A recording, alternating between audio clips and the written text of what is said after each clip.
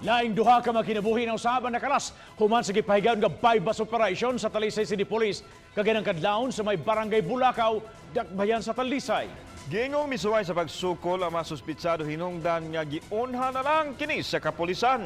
Apan ang kabanay sa usa sa mga biktima hug tanong gihimakak nga misukol kini sa mga pulis. Kini ang gitutukan ni Duan Mayrondina.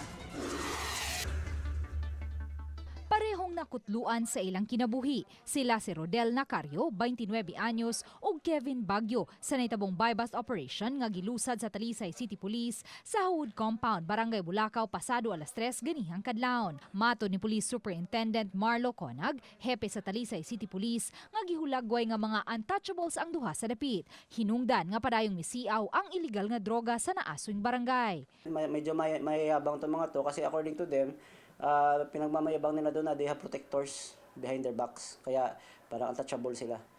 Malaki talaga yung mga protector nila. So it is possible really na matagal na sila nag-operate dahil dito sa mga protectors nila noon.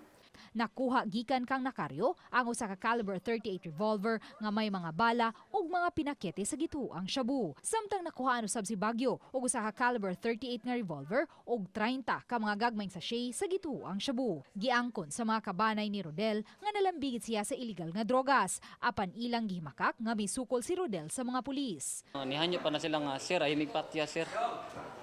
Nihanyo pa na sila. Kana ako maguwang gipos sila duha ka tuhod para di ko nakadagan. Murag napuo jud ka pusil, ma'am, nasing lawas yung igo. Tinuod, ma'am, na maligya siya, ma'am, pero katong armas, di siya buhat na siya armas, ma'am. Gipalantira na siya armas. Di na siya musukol, ma'am. Pag-anak pa gina siya, ma'am, giposil, paghagba ni anak pa siya, mga dili na tatiwasan ba. Apan ang inahan ni Rodel, wala na'y plano pang musangat og reklamo batok sa mga pulis. Ako na lang nagay ko, hipos na ako ng tarong para di labad sa ulo. Lain, Balitang Bisdak.